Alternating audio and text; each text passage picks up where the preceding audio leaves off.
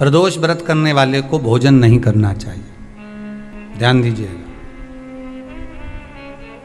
फलाहार करो, उसमें भी नमक का सेवन मत करो। प्रदोष व्रत में नमक का सेवन वर्जित होता है।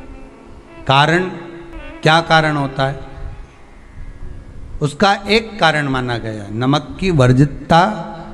जिस समय पर एक नगर में एक ब्राह्मणी रहती थी, बहुत भाव से सुनिएगा, प्रदोष व्रत नमक को त्यागने का भाव। प्रदोष व्रत की किताब में भी मिल जाएगा आपको, आप पढ़ेंगे तो सुना होगा आपने। एक ब्राह्मणी रहती थी एक नगर में, उसका पति नहीं था,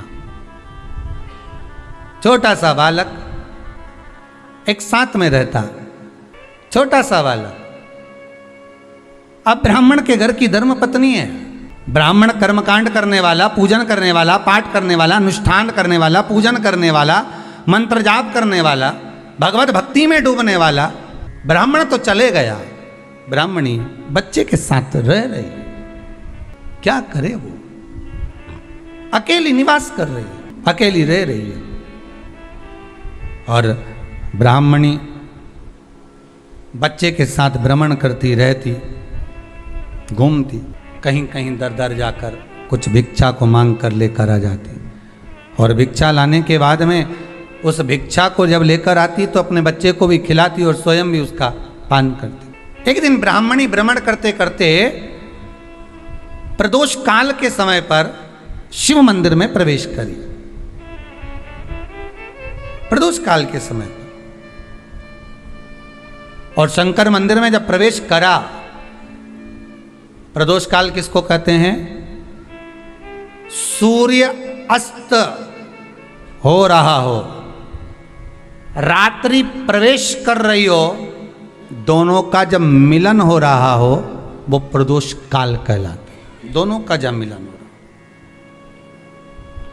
सूर्यास्त हो रहा हो, रात्रि अपना चरण बढ़ाने के लिए आगे बढ़ रही हो और दोनों का जब मिलन हो रहा है, वो प्रदोष काल है, वो प्रदोष का समय है। ब्राह्मणी मंदिर में प्रवेश कर रही, जब ब्राह्मणी मंदिर में प्रवेश करी, मंदिर के अंदर पहुंची, प्रदोष काल का समय था, प्रदोष का समय चल रहा था। और प्रदोष काल के उस समय में, प्रदोष काल के उस समय में जब ब्राह्मणी ने देखा कि कोई भगवान की भक्ति में लगा हुआ है, भगवान के रस तत्व में डूबा हुआ है, आज ब्राह्मणी के पास में कुछ पदार्थ नहीं है, अपने बच्चे का पेट भरने के लिए कोई सामग्री नहीं है, और कुछ आस लेके वो प्रवेश करी है, कुछ आस लेकर वो अंदर प्रवेश कर जाती है। कोई ऋषि की पत्नी, कोई ब्राह्मण जन की अर्धांगिनी उस प्रदोष के समय पर शंकर का अभिषेक पूजन कर रही थी, भगवान शिव की आराधना कर रही थी, भगवान की भक्ति में डूबी हुई थी। जब भगवान शिव की आराधना में डूबी हुई है, आराधना कर रही है, ये कुछ पाने के लिए चली गई, ये कुछ पाने के लिए गई और इसके मन में आया कि मैं कुछ, मुझे भोजन का कोई पदार्थ मिल जावे, मुझे कुछ भोजन मिल जावे, और जब मुझे भोजन मिल जाएगा तब मैं जो पाऊंगी अपने बच्चे को भी पाऊंगी। पर जिस मंदिर में वो प्रवेश करी थी, जहाँ पर नारी पूजन कर रही थी शंकर की प्रदोष काल में, वहाँ पर पड़ी हुई कुछ वस्तु को इस ब्राह्मणी ने मांग लिया। मेरे बालक को बहुत भूख लगी है, मेरा बच्चा बड़ा भूखा है, इसके भोजन के लिए थोड़ी सी सामग्री दे दीजिए, इसके भोजन के लिए थोड़ा सा कुछ रस तत्व दे दीजिए। उसने उठाया थोड़ा सा पदार्थ, कुछ जो उसके पास में था वो दिया। जब दिया तो देने के बाद जब उसे प्राप्त हुआ और होने के बाद में जब वो मिल गया उसको, तो उसने उस समय पर उस पदार्थ को जैसे ही मुख में लिया, लेते ही कहा, इसमें तो स्वाद नहीं है, इसमें स्वाद नहीं है। उस ब्राह्मणी ने बड़ा सुंदर एक संवाद कहा।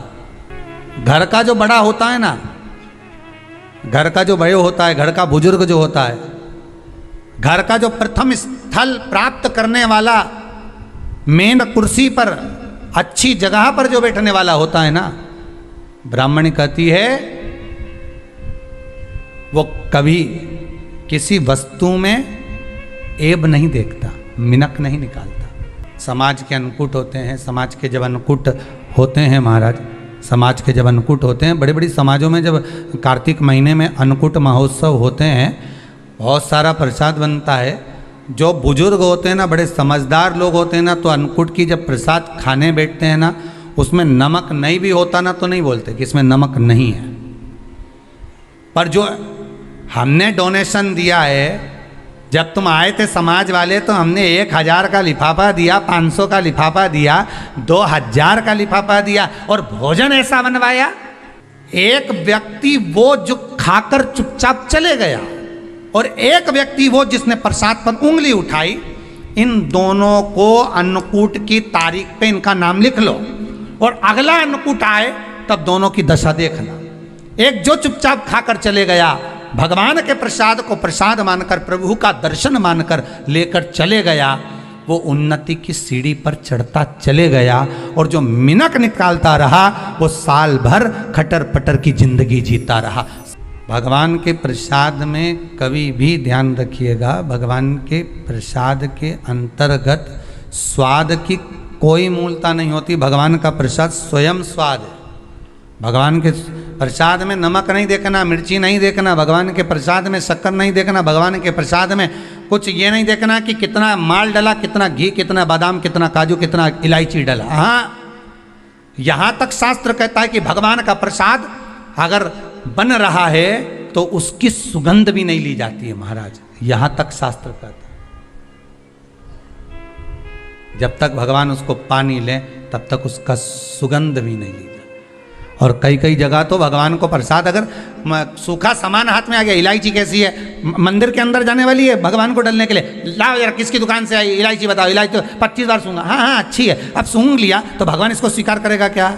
अरे जम के तो बोलो। एक फूल तुमने बगीचे से तोड़ा और सोचा इसमें पहले मैं सूंघ लेती हूं, इसमें स्वाद है कि नहीं, इस फूल में गंध है कि नहीं, इसमें सुगंध है कि नहीं, और फूल सूंघ लिया, उसके बाद तुम भगवान को देखो, भगवान स्वीकार करेगा नहीं। कई कई घरों में तो हंडी से दाल चलाती जाए ने हाथ में डाल के। महाराज ब्राह्मणी ने जैसी मुख में लिया थूक दिया। ये श्रेष्ठ नहीं है। जो ऋषि की पत्नी अंदर पूजन कर रही थी प्रदोष काल में, उसने कह दिया, आपका चेहरा बता रहा है कि आप ब्राह्मण की धर्म पत्नी हो, पर आज आप दर दर जाकर अगर भिक्षा मांग रही हो, दर दर जाकर अगर भीख मांग रही हो, दर दर जाकर भिक्षा को मांग रही हो, तो इसमें आपके पति का दोष नहीं है, दोष आपका है। क्योंकि आप भगवान के प्रसाद में भी जो स्वाद देखी थी ना, ये आपका एक जन्म का नहीं है, ये ना जाने कितने जन्म का है। ब्राह्मणी के मस्तिष्क में बैठ गया, ब्राह्मणी के उस वो कहा ना, वो बक्कल में नहीं अक्कल में बैठ गया कि ये स्वाद नहीं देखना। इसलिए प्रदोष व्रत के अंतर्गत ब्राह्मणी ने उस दिन से विचार कर लिया कि जैसे आप पूजन कर रही हो, जैसे आप अर्चना कर रही हो, जैसे आप आराधना कर रही हो, ऐसी आराधना, ऐसी पूजन, ऐसी भक्ति मैं भी करूँगी, ऐसी आराधना मैं भी करूँगी। अब मैं स्वाद नहीं देखूंगी। तो प्रदोष व्रत करने वाले को ध्यान रखना चाहिए कि नमक का सेवन ना करे, भोजन ना करे, फलाहार करिए, फल का आहार करिए, प्रयास करिए। और यदि आपने व्रत का ले लिया भोजन का कि हम तो एक टाइम फलाहार करेंगे, एक टाइम भोजन करेंगे, ऐसा भी कई लोग प्रदोष ले लेते हैं, तो वो बात आपकी है, आप तक रखो, ठीक है, अपने मन तक। ठीक है, बाबा आपकी मनोकामना पूर्ण करे, वो भी भाव रखो। अरे भगवान को धन्यवाद दो कभी कभी कि तूने अच्छे घर में पैदा किया, अच्छा परिवार दिया, अच्छा पति दिया, अच्छी पत्नी दी, अच्छे बच्चे दिए, अच्छा कुटुंब दिया, घर दिया, दुकान दी, जमीन जायदाद दी, शरीर अच्छा दिया, हाथ पैर आँख नाक मुंह सब बढ़िया दिया, एक के भी निपटा के नहीं भेजा तूने। मान लो एक आध निपटा के भेज देता तो क्या झगड़ा करने ऊपर जाते? एक ही कान देता और एक गायब कर देता तो यहाँ से चिपका देता, क्या कर लेते? हाथ एक देता और एक गायब कर देता। तो क्या झगड़ा करने जाते ऊपर कि मुझे ऐसा शरीर दिया? नहीं, भगवान को धन्यवाद देना कि मुझे अच्छे घर में पैदा करा, कटोरा लेके वहाँ चौराहे पे नहीं बिठाया। तूने अच्छा घर दिया, 2 समय की रोटी दे रहा है, खूब जोरदार शरीर दिया, भजन करने का मुहूर्त दिया, और बचा कुचा था तो ये सियोर वाला महाराज दे दिया, कथा सुनाने वाला। शाम के समय पर प्रदोष काल में बेलपत्री के पेड़ के नीचे, चाहे शंकर के मंदिर के दरवाजे पर या शिव मंदिर में, अगर आप प्रदोष के दिन दिया लगाते हो, सोमवार के दिन दिया लगाते हो, तो ऐसा कोई व्यक्ति नहीं जिसको मेरे देव अधिदेव महादेव मेरा विश्वनाथ भंडार नहीं भरता हो, खाली नहीं छोड़ेगा, दे देगा, भंडार भर देगा, कमी तो नहीं रख सकता, ये पक्का। पर तुम करना ही नहीं चाह, 2-4 सोमवार करो और उसके बाद के तो महाराज जी हमने तो करा था, हमको तो मिला ही नहीं। 2-1 प्रदोष करा तुमने, अरे 1 साल करो, सारे दरबदर भी तो अपन ठोकर खा कर आए, इतना साल निकाला अपन ने, और 6 महीना 3 महीना 4 महीना भगवान से निवेदन तो करो, दिल से कहो तो सरी, नी भंडार भरे तो बात दूसरी, एक बार बोलो तो। पर जगत के लोगों के सामने जाकर मत कहना, कहना तो देव अधिदेव महादेव से कहना। प्रदोष व्रत करने वाले को प्रदोष के दिन प्रयास करना चाहिए कि रात्रि के समय पर आधा घंटा, 10 मिनट, 20 मिनट जागरण करे। जागरण मतलब थोड़ा भगवान का भजन कर ले। भले 4-5 माताएं इकट्ठी नहीं हो तो अपन अकेले ही कर लो। अपन अकेले कम है क्या भाई? अपन कम पड़े, आराधना अकेले भी करो, जागरण करो।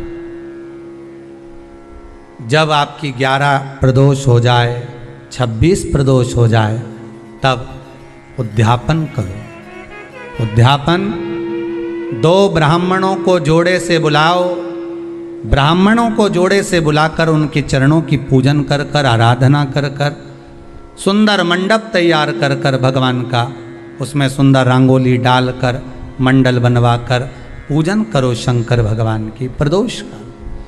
1 दिन पहले गणेश की आराधना करो, पूजन करो, और प्रदोष वाले दिन जो मंडल बनाए हैं पूजन अर्चना करने के लिए, जो स्थान दिया है, उसकी आराधना करो। खीर की आहुतियाँ दीजिए 108 बार। जो ब्राह्मण आए उनके माध्यम से मंत्रों द्वारा पूजन कराकर खीर की आहुतियाँ दीजिए शिव नाम महाराज। फिर ब्राह्मणों को जोड़े से भोजन कराकर, चरणों को नमन कर कर, दक्षिणा प्रदान कर कर, निवेदन कर कर ब्राह्मणों से कहें, हे ब्राह्मण देवता, आप हमें आशीर्वाद प्रदान करें कि जिस प्रदोष का हमने व्रत किया है उस व्रत का पुण्य फल हमें प्राप्त हो। ऐसा ब्राह्मण चरण को नमन कर कर, प्रणाम कर कर उनसे अपने मस्तक पर अक्षत छुड़वाएं। फिर नमन कर कर, भोजन कराकर विदा करें। शाम को भगवान का जागरण करें। ऐसे प्रदोष व्रत का उद्यापन कर अपने जीवन को सार्थक बनाएं। ऐसा सुंदर प्रदोष व्रत का व्याख्यान वर्णन स्कंद पुराण में करा गया।